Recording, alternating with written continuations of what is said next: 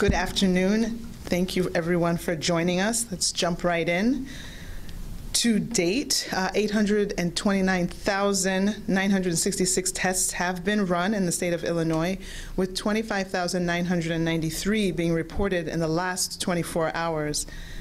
As of midnight, 3,649 individuals were hospitalized with COVID-19, and of those, 1,009 patients were in the ICU and 576 patients were on ventilators.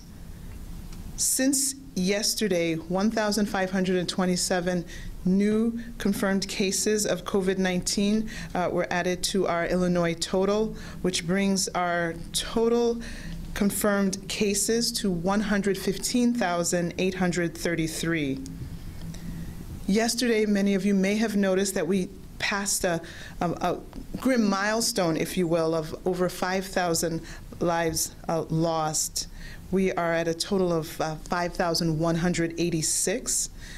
I would be remiss if I didn't offer my condolences and my sympathies to the families of all those who have lost loved ones associated with this virus. We are all truly sorry for your loss. Fortunately, an additional 104 individuals were reported to have lost their lives in the last 24 hours. So among those that have passed associated with COVID, almost 44% were those in long-term care facilities. And as we've known from the beginning, nursing homes and other congregate settings have always been at increased risk for outbreaks. On March 14th, we reported the first COVID-19 case in a long-term care facility in Illinois. IDPH was on site immediately to provide guidance on infection control practices, to ensure proper donning and doffing of PPE, and to assist with mass testing. This plan was put into action with the full support of Governor Pritzker, and we can't thank him enough for his encouragement and always wanting us to be proactive in all of our responses. I remember going to that first facility in DuPage County to support the team that consisted of the nursing home staff, as well as local health department staff, IDPH staff, and our infectious disease consultants. Of course, it's helpful to be there to see firsthand what's happening, and it was a great example of collaboration.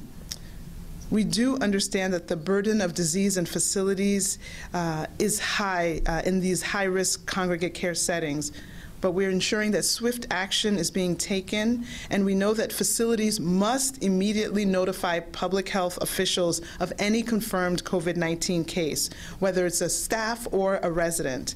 And this notification should also confirm that that specific facility is notifying all staff members, all residents, families, and their representatives by the end of that day. Our dedication to this population has never wavered. We continue to support long-term care facilities. We continue to promote the health and safety of everyone therein, the residents and the staff alike. As a state, we are definitely headed in the right direction. We have successfully met the metrics to advance into phase 3, but we must still proceed with caution. The risk of contracting the virus remains, so I implore that we continue to practice the use of face coverings, washing our hands, and be physically distant as much as possible, with a minimum of 6 feet. Let's continue to do the hard work that is necessary to get us to the other side of this pandemic.